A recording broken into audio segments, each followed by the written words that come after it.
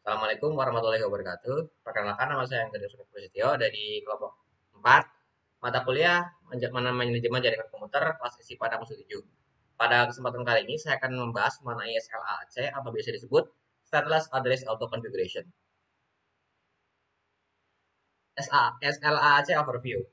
Metode SLAAC ini memungkinkan host untuk membuat halaman unicast global IPv6 mereka sendiri tanpa menggunakan layanan dari server di HTTP6. SLAC adalah layanan yang tidak memiliki keadaan, yang berarti tidak ada server yang mempertahankan informasi alamat jaringan untuk mengetahui alamat IPv6 mana yang sedang digunakan dan mana yang tersedia. SLAC mengirimkan pesan ICMP v6RA secara berkala, misalnya setiap 200 detik, yang menyediakan informasi pengalamatan dan konfigurasi lainnya kepada host untuk mengonfigurasi alamat IPv6 mereka secara otomatis berdasarkan informasi dalam pesan RA. SLAC sendiri juga dapat diterapkan sebagai SLAC saja atau SLAC dengan DHCP6. Dalam SLAC dengan DHCP6, host akan menggunakan SLAC untuk membuat alamat IPv6 mereka sendiri. Tetapi juga dapat menggunakan layanan DHCP6 untuk mendapatkan konfigurasi tambahan seperti DNS server. Pertama ada enabling SLAC. Pada konfigurasi di atas, R1G001 telah dikonfigurasi dengan alamat IPv6 GWA dan alamat lokal yang ditunjukkan.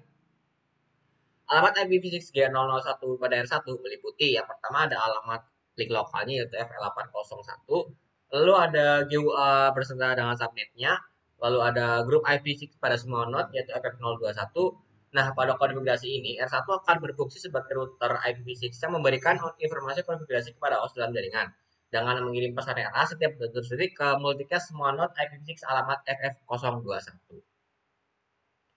Lalu ada SLAC only method.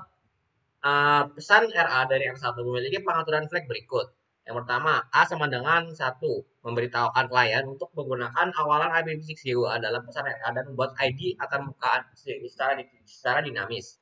Lalu ada O sama dengan 0 dan M sama dengan 0. Berarti memberitahukan klien untuk juga menggunakan informasi tambahan dalam pesan RA, misalnya server DNS, MTU, dan informasi gateway default.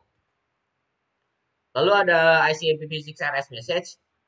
Sebuah router mengirimkan pesan RS setiap 200 detik atau ketika menerima pesan RS dari sebuah host. Gambar di atas menggambarkan bagaimana sebuah host memulai metode SLAC.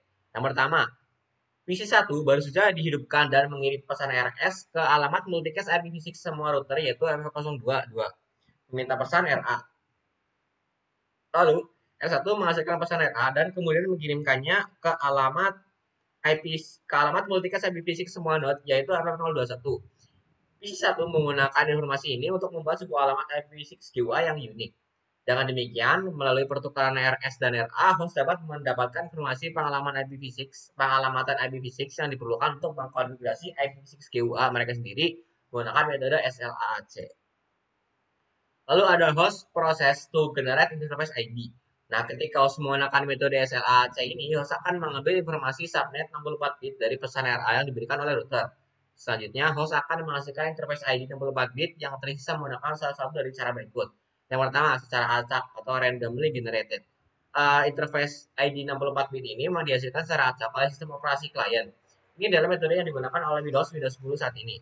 Lalu ada EUI 64. Host menciptakan interface ID menggunakan alamat MAC 48 bitnya dan menyisipkan nilai heksadesimal FFFE di tengah alamat tersebut. Beberapa sistem operasi menggunakan serial port termasuk yang dihasilkan secara acak daripada metode EUI 64. Hal ini dikarenakan masalah privasi. Hal ini karena alamat MAC Ethernet host digunakan oleh EUI 64 untuk mencetakkan interface ID. Lalu ada DAD atau Duplicate Address Detection. Ketika sebuah host menggunakan metode SLAC untuk memastikan alamat IPv6, host akan melakukan DAD untuk memastikan bahwa alamat yang dihasilkan secara dinamis adalah unik dalam jaringan atau dengan kata lain tidak ada duplikat. Lalu host akan mengirimkan pesan NS atau Neighbor Solicitation untuk mengandung alamat multicast solicited node yang dikonstruksi secara khusus. Jika tidak ada perangkat lain yang merespon dengan pesan NA, maka host dapat yakin bahwa alamat tersebut unik dan dapat menggunakannya. Namun, jika host menerima pesan NA atau Neighbor Advertisement sebagai respons, hal ini menunjukkan bahwa alamat tersebut sudah digunakan oleh perangkat lain dan host harus menghasilkan interface ID baru yang unik. Nah, DAD ini membantu memastikan bahwa tidak ada duplikat alamat IPv6 GUA dalam jaringan. Meskipun kemungkinan terjadinya duplikat sangat kecil, penggunaan DAD direkomendasikan oleh IETF untuk memastikan keunikan dalam IPv6. Oleh karena itu, sebagian besar sistem operasi melakukan DAD pada semua alamat Unikas IPv6 tanpa memandang bagaimana alamat tersebut dikonfigurasi. Baik, sekiranya itu saja presentasi yang dapat saya sampaikan. Mohon maaf apabila ada kesalahan. Wassalamualaikum warahmatullahi wabarakatuh.